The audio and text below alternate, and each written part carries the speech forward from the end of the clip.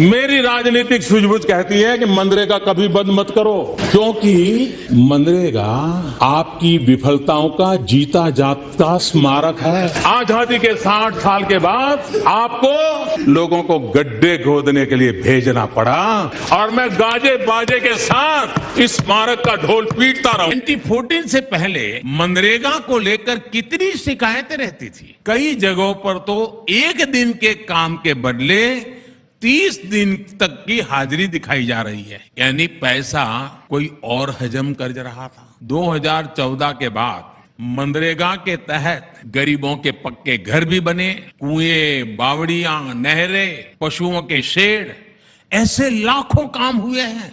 आज अधिकतर मनरेगा पेमेंट्स 15 दिन में ही क्लियर हो जाते को पारित किया जाए। जो सदस्य के प्रश्न आ गए, जो सदस्य वो भी आ गए, मेरे विचार में। नमस्कार साथियों, प्रधानमंत्री नरेंद्र मोदी को मनरेगा कभी पसंद था ही नहीं। यह बात किसी से छुपी नहीं है। 10 साल पहले हो या आज की बात कर ले, यूपीए सरकार की फ्लैगशिप स्कीम जो ग्रामीण इलाकों में रोजगार का अहम जरिया बन गया था, पिछले एक दशक में मोदी सरकार उसे चाहकर भी बदल नहीं पा रही थी। और कोविड के जमाने में तो इसी मनरेगा में भर भर कर रिकॉर्ड तोड़ पैसा सरकार को लगाना पड़ा। अब फाइनली जाकर के 11 साल बाद सॉल्यूशन मिला है। बिल को ही बदल दो, गांधी का नाम हटा दो, अपना बना दो इस बिल को। बिना डिटेल डिस्कशंस किए, बिना ऑब्जेक्शंस को नोट किए, सरकार ने यूपीए एरा के सबसे बड़े और सबसे सफल कार्यक्रम का नाम अब बदल दिया है।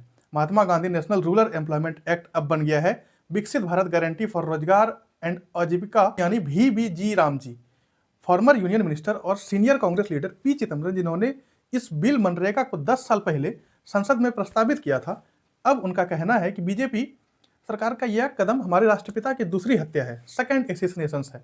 चिदम्बरम का मानना है कि नेहरू की लेगेसी को कलंकित करने के बाद अब सरकार महात्मा गांधी पर फोकस कर रही है, उनके लेगेसी को मिटाने की कोशिश कर रही है, जिससे आने वाली पीढ़ी बापू के बारे में जान तक ना पाए। और बात सिर्फ नाम बदलने की नहीं है। VBG रामजी मनरेगा का मूल रूप बदल देता है, उसका DNA बदल देता है। जितना मिसलीडिंग इस बिल का नाम है, उससे ज्यादा मिसलीडिंग इस बिल के प्रावधान है। कहने को तो यह बिल यूपीए एरा के मनरेगा को बेटर बना देता है, रूरल एरियाज में एम्प्लॉयमेंट गारंटी को एक्सपेंड कर देता है, इंफ्रास्ट्रक्चर प्रोजेक्ट्स को नेशनल प्लानिंग का हिस्सा बना देता है। लेकिन एक्सपर्ट्स का मानना है कि इस बिल का असली मकसद बस कुछ और है। सेंट्रल गवर्नमेंट का फाइनेंशियल बर्डन कम करना है। सरकार के पास पैसे हैं नहीं, सरकार कंगाल हो रही है, तो राज्य सरकारों के ऊपर बोझ डाल दो और वर्कर्स की जो बार्गेनिंग पावर है उसे खत्म कर दो। यह कहना गलत नहीं होगा कि ये जी रामजी बिल वाकई में करोड़ों जो मजदूर हैं, जो किसान हैं, उन्हें राम भरोसे छोड़ देगा। आज के एपिसोड में इस नए बिल को डिटेल में समझेंगे, डिकोड करेंगे। क्या है इसके नए प्रावधान, क्या इस नए बिल की जरूरत थी, इससे बदलता क्या है, अगर मनरेगा को अपग्रेड करना था तो नाम क्यों हटा दिया महात्मा गांधी का, क्या सच में दरकार थी, और अगर थी तो अब देखते हैं कि क्या इस बिल में क्या क्या चेंजेज हैं, बदलाव है। क्या यह बेटर है या अल्टीमेटली सिर्फ एक ही एजेंडा था, गांधी की लेगेसी को खत्म करना, उसे एसेसिनेट करना। नए कानून को समझने और सरकार के एजेंडे को डिकोड करने से पहले एक नज़र हमें मनरेगा पर डालना होगा। आखिर बेहतर क्या क्या सरकार ने, पहले उसे तो देख लें। बात अर्ली 2000 की है। इंडिया में प्राइवेटाइजेशन और ग्लोबलाइजेशन के फायदे दिखने लगे थे। भारत अब हाई GDP ग्रोथ पर चल रहा था, लेकिन प्राइवेटाइजेशन से ज़्यादा फायदा शहरों में दिख रहा था। नए लिबरलाइज्ड भारत की ग्रोथ स्टोरी से रूरल उतना तेजी से बढ़ नहीं रहा था जितना अर्बन इंडिया बढ़ रहा था। एग्रीकल्चर में अनएम्प्लॉयमेंट था। मानो सिंपल भाषा में कहने को तो लोग टेक्निकली एम्प्लॉयड थे कागज पर, लेकिन उनकी प्रोडक्टिविटी ना के बराबर थी फार्मलैंड्स पर, रूरल एरियाज में। नॉन फार्म रूरल्स जॉब बहुत ही कम थे। उससे ऊपर मौसम की मार, क्रॉप फेलियर, इसकी वजह से शहरों की तरफ माइग्रेशन हो रहा था, शहरों की तरफ पलायन हो रहा था। अब ये ना देश की इकोनॉमी के लिए अच्छी खबर थी और ना शहरों के इंफ्रास्ट्रक्चर के लिए। इस बैकड्रॉप में 2005 में प्रधानमंत्री मनमोहन सिंह की सरकार अपना flagship national rural employment guarantee act लेकर आती है। ये उस वक्त दुनिया का पहला ऐसा कानून था जिसमें एम्प्लॉयमेंट को चैरिटी समझकर नहीं बल्कि लीगल राइट बनाया गया था। नरेगा का कोर आइडिया सिंपल था। अगर कोई रोजगार ढूंढ रहा है, मजदूरी करने के लिए तैयार है, मेहनत करने के लिए तैयार है, तो सरकार का फर्ज बनता है कि उसको काम ढूंढ कर दें, उसे रोजगार दें। और अगर सरकार उसे काम देने में असफल रहती है तो सरकार का काम होता है उसे अनएम्प्लॉयमेंट अलाउंस देना। ये एक फंडामेंटल शिफ्ट था वेलफेयर से राइट बेस्ड फ्रेमवर्क की तरफ, कि काम करना मेरा अधिकार है और उस काम को ढूंढना सरकार की जिम्मेदारी है। और इसका पहला स्टेप था राइट टू वर्क। नरेगा के तहत हर रूरल हाउस होल्ड को साल में 100 दिन की गारंटीड वेज एम्प्लॉयमेंट दी गई। काम लोकल लेवल पर होने लगा, मानो 5 किलोमीटर के रेडियस में, ताकि माइग्रेशन ना हो, पलायन ना हो बड़े शहरों की तरफ। बिजनेस मिनिमम वेज के आसपास फिक्स किए गए, पेमेंट भी टाइम बाउंड होना था 15 दिन के अंदर अंदर। और काम का फोकस था कि गांव में प्रोडक्टिव एसेट्स बनाना, जैसे वाटर कंजर्वेशन पर काफ़ी फोकस था, तालाब खुदवाना, चेक डैम्स बनवाना, रूरल रोड्स का निर्माण करवाना वगैरह वगैरह। फाइनली इस स्कीम की सबसे इंपॉर्टेंट बात थी इसका इम्प्लीमेंटेशन, जो कि पंचायती राज इंस्टीट्यूशंस के जरिए होना था, लेकिन इसके लिए जो पैसे हैं, स्पेशली जो वेजेज हैं, वो सेंट्रल गवर्नमेंट ने उठाने का फैसला किया। इसके 2-3 क्लियर फायदे सामने आते हैं। नंबर 1, जिसको काम चाहिए उसको उसके गांव में काम दिया जा रहा था। नंबर 2, लोगों को एम्प्लॉयमेंट देने के लिए local government local infrastructure project शुरू करने लगी, जिससे ओवरऑल रूरल डेवलपमेंट को बूस्ट मिला। और फाइनली पॉइंट नंबर 3, मजदूर की बार्गेनिंग पावर, जो शक्ति है, वो बढ़ने लगी। अगर ठेकेदार काम नहीं देता है, जोर जबरदस्ती करता है, तो कम से कम मेरे पास सरकार के कुछ गारंटीड काम तो मुझे मिल जाएगा, मैं भूखा नहीं मरूंगा। ठीक जैसे एमएसपी का फॉर्मूला होता है ओपन मार्केट में, मुझे अगर अपने फसल का दाम नहीं मिलता है तो मैं सरकारी मंडी में तय दामों पर अपना अनाज बेच सकता हूँ। 2006 में 200 डिस्ट्रिक्ट से शुरू हुई है स्कीम, 2008 मानो सिर्फ 2 साल के अंदर पूरे देश में रोल आउट हो जाती है। 2009 में नरेगा में महात्मा गांधी का नाम जोड़ दिया जाता है, मनरेगा बना दिया जाता है। 2010-11 तक 5.5 करोड़ से ज़्यादा हाउस होल्ड्स हर साल मनरेगा के अंदर काम मांगने लगे। हर साल 250 to 280 crore plus persons days की एम्प्लॉयमेंट जनरेट होने लगी। टोटल स्पेंडिंग की बात करें तो 40 to 45,000 करोड़ एनुअली के आसपास इसका खर्च पहुंच जाता है। और वर्कफोर्स का आधा हिस्सा, जी हाँ, आधा हिस्सा महिलाओं का होता है, जो कि ग्लोबल पब्लिक वर्क्स प्रोग्राम में एक ऐतिहासिक स्तर बन जाता है। उसके ऊपर SC/ST पार्टिसिपेशन भी अच्छा खासा होता है, करीबन 40% के आसपास, जो है यह बात दिखाता है कि स्कीम सबसे मार्जिनलाइज तबकों तक पहुंच रहा था। नंबर्स के अलावा इस स्कीम का सबसे बड़ा इंपैक्ट होता है माइग्रेशन को स्लो डाउन करना। राजस्थान, उड़ीसा, छत्तीसगढ़, झारखंड जैसे स्टेट में सीजनल माइग्रेशन कम होने लगे। एवरेज रूरल वेजेज भी ऊपर जाने लगा, मानो प्राइवेट फार्म वेजेज को भी मनरेगा का प्रेशर महसूस होने लगा। उन्हें भी लोगों को ज़्यादा पैसे देना पड़ा काम करवाने के लिए। ये एक बहुत बड़ी अचीवमेंट थी। एक और एंगल जिसके बारे में ज़्यादा बात नहीं होता है मनरेगा की, वो था इकोनॉमी के लिए एक शॉक एब्जॉर्बर। 2008 का ग्लोबल फाइनेंशियल क्राइसिस जब आता है तो अर्बन एरियाज में जॉब गिरती है, तब मनरेगा ने रूरल एरिया में डिमांड को कोलैप्स होने से रोका, जिसकी वजह से भारत का फाइनेंशियल क्राइसिस उतना बुरा इंपैक्ट नहीं पड़ा हमारा जितना पड़ सकता था। बाय द वे, इसी लॉजिक से मोदी सरकार ने कोविड काल में भी मनरेगा पर खूब पैसा लगाया, ताकि गांव जाकर वर्कर्स को कुछ आमदनी तो मिले, उन्हें भूखा ना मरना पड़े। लेकिन ठीक है, सरकारी प्रोजेक्ट है, मनरेगा में दिक्कत तो आएगी। परफेक्शंस नहीं था, मनरेगा फ्लॉलेस स्कीम नहीं था, बहुत सारी प्रॉब्लम्स थी। इसका सबसे बड़ा प्रॉब्लम था डिलेड पेमेंट्स। कई स्टेट्स में वेजेज 30, 50, 60 दिनों के बाद मिल रही थी, जो सीधा सीधा इस लॉ के प्रावधान के खिलाफ था। करप्शन का केसेस भी भर भर के सामने आने लगे। फिर मनरेगा के तहत बन रहे एसेट्स की क्वालिटी भी कुछ खास नहीं थी, इससे डिफेंड नहीं किया जा सकता है। कुछ जगह ड्यूरेबल इंफ्रास्ट्रक्चर जरूर बना, लेकिन कई जगहों में सिर्फ गड्ढे खोदे गए और वापस वो गड्ढे को भर दिए गए। फिर प्लानिंग कैपेसिटी भी पंचायती में उतनी अच्छी हो तो नहीं सकती थी, जिस वजह से यह काम का जो सिलेक्शंस होता था वो काफ़ी ब्यूरोक्रेटिक होता था, अनप्रोडक्टिव होता था। लेकिन यहाँ एक क्रूशियल बात मिस नहीं होनी चाहिए कि वो जो सारी प्रॉब्लम्स थी यह इम्प्लीमेंटेशंस की थी। कॉन्सेप्ट रॉ सॉलिड था। और बाय द वे 2012-13 के बाद आधार बेस्ड पेमेंट सोशल डिजिटलाइजेशंस के चलते बहुत सारे लूप होल्स को बंद भी कर दिए गए। तो ये एक ऐसा इफेक्टिव स्कीम था जिसको हमने पिछले 1 दशक में देखा है, जो एक्चुअली लाभ पहुंचा रहा था। तो सवाल यह उठता है कि मोदी सरकार को इस पूरे स्कीम को टॉप टू डाउन बदलने की जरूरत क्यों पड़ी। 2014 में मोदी सरकार के आने तक मनरेगा रूरल इंडिया का लाइफ लाइन बन चुका था, इसलिए मोदी सरकार इसके साथ ज़्यादा छेड़छाड़ करना अफोर्ड नहीं कर सकती थी। हाँ, सरकार इस स्कीम से चिढ़ती जरूर थी, लेकिन ज़्यादा कुछ कर नहीं पाई उस समय। 2015 में मोदी जी को प्रधानमंत्री बने बस कुछ ही महीने हुए थे और उन्होंने मनरेगा को लेकर अपनी फ्रस्ट्रेशन साफ दिखाने लगा। ऐसे में मोदी जी ने संसद में शायद अपना सबसे घटिया बयान दी। शायद किसी भी डेमोक्रेटिक नेशंस, खासकर कि मदर ऑफ डेमोक्रेसी में एक प्रधानमंत्री इस तरीके से बात करे, देश को शोभा नहीं देता है। लेकिन मोदी सरकार ने यही सेंटिमेंट मनरेगा के एलोकेशन माने फंड्स में दिखाना शुरू किया। फंड्स कम नहीं हुई, लेकिन जिस स्तर पर यह प्रोग्राम ग्रो कर रहा था, एक्सपेंड कर रहा था, उसे कंट्रोल कर लिया गया, उसे रोका गया। फाइनली सरकार की आंखें 2020 में खुलती है, उन्हें मनरेगा की शक्ति का असली एहसास होता है। पहले मजाक उड़ाता था, लेकिन कोविड क्राइसिस में एहसास हुआ कि कितनी शक्तिशाली है यह मनरेगा। ये शहरों में मजदूर और लाखों करोड़ों की संख्या में गांव की तरफ गांव की तरफ जब पलायन करते हैं और उन्हें अपना घर चलाने के लिए सख्त जरूरत थी कुछ काम की, कुछ पैसे की। यहाँ पर मोदी सरकार ने यूपीए सरकार के अप्रोच में आप फर्क भी देख सकते हैं। इनका इम्पैक्ट भी आज हमें साफ दिखता है। जहां पिछली सरकार लोगों को काम देकर पैसे कमाने का मौका दे रही थी, नई सरकार का सोशल वेलफेयर प्रोजेक्ट का ये एजेंडा है वो ज़्यादातर पॉपुलिस्ट फ्रीवीज हैं, जैसे कि राशन देना, जैसे फ्री कैश ट्रांसफर दें, फ्री की एलपीजी दे दो, ऐसे ऐसे चीज करो जिससे सीधा आपको वोट मिले।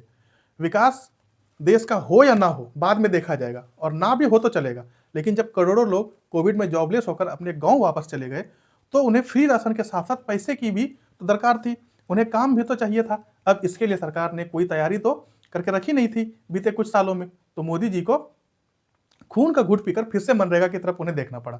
2022 में मनरेगा के अंडर रजिस्ट्रेशन काम, सरकारी खर्चा सब कुछ बढ़ा और 1 लाख करोड़ से ज्यादा का सिर्फ सरकार को वेज पेमेंट्स देना पड़ा। अब आने वाले सालों में भी मनरेगा की डिमांड हाई रहता है, मानो स्कीम सक्सेसफुल है, लोग इसका इस्तेमाल कर रहे हैं और फिर से सरकार एक ट्रैप में फंसने लगी। कांग्रेस को क्रेडिट दे नहीं सकते और मोदी जी फिर से बातें बनाने लगते हैं। सरकार कहने लगती है कि मनरेगा को आपने ट्रू पोटेंशियल्स पर तो मोदी सरकार लाई है, और सच में तो रूरल इंफ्रास्ट्रक्चर मोदी सरकार ने बनाई है। 2014 से पहले मनरेगा को लेकर कितनी शिकायतें रहती थी। कई जगहों पर तो एक दिन के काम के बदले 30 दिन तक की हाजिरी दिखाई जा रही है, यानी पैसा कोई और हजम कर रहा था। 2014 के बाद मनरेगा के तहत गरीबों के पक्के घर भी बने, कुएं, बावड़ियां, नहरें, पशुओं के शेड, ऐसे लाखों काम हुए हैं। आज अधिकतर मनरेगा पेमेंट्स 15 दिन में ही क्लियर। मोदी सरकार को अभी भी मनरेगा से वही दिक्कत थी जो 2014 में थी।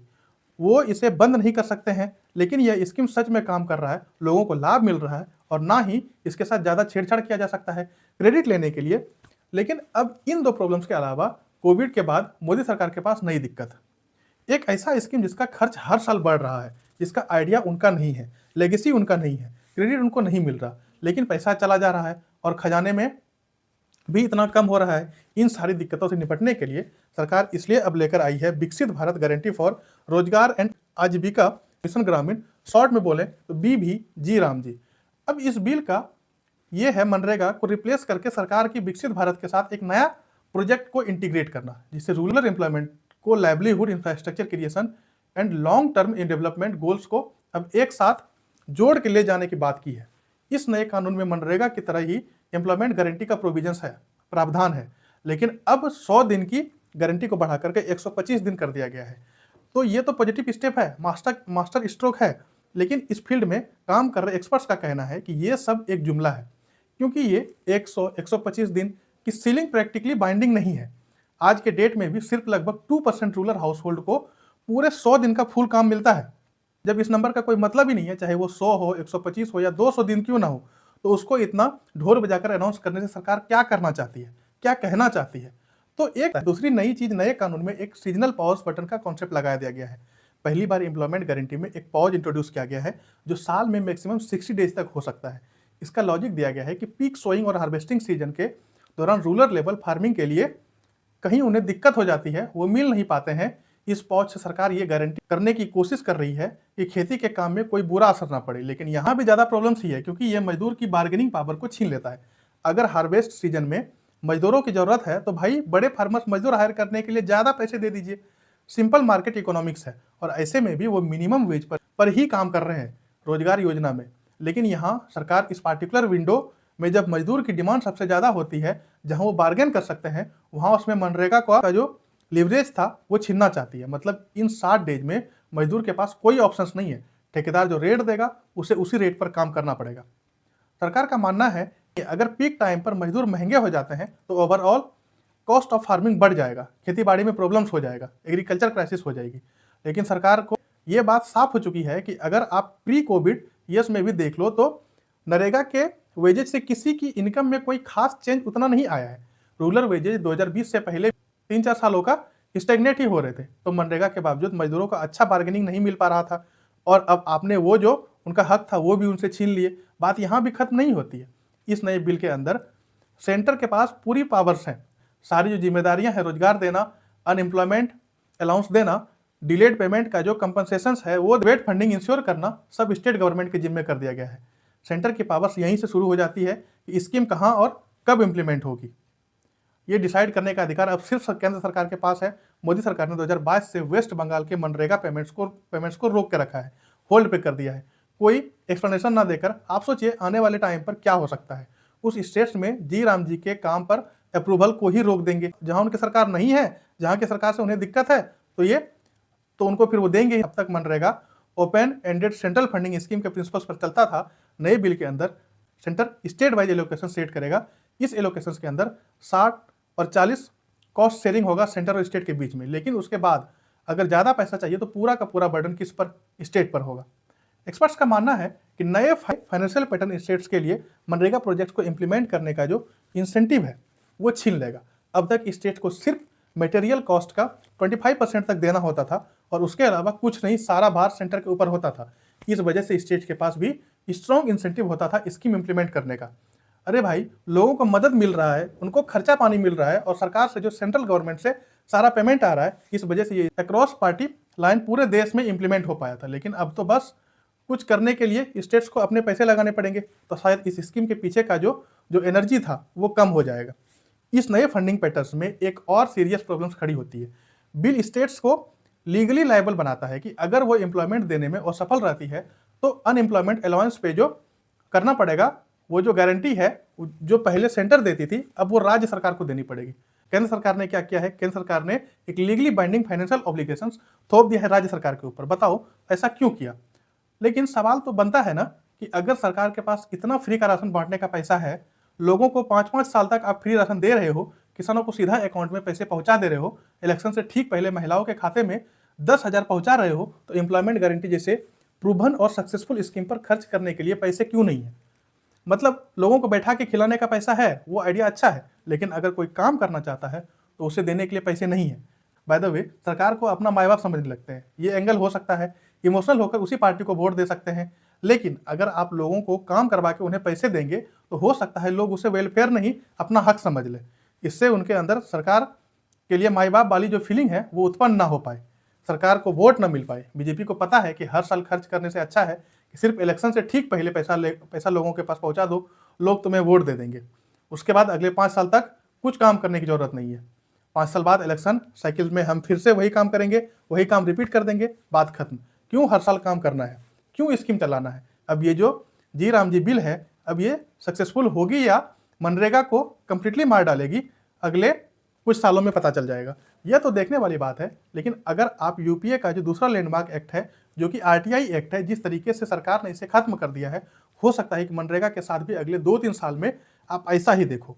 लेकिन उससे भी एक बड़ा सवाल है, मनरेगा में प्रॉब्लम्स है, ठीक है, आप उससे बदल दीजिए, लेकिन आपने नाम क्यों बदला? गांधी के नाम को हटा क्यों दिया? जी राम जी इससे क्यों बना दिया?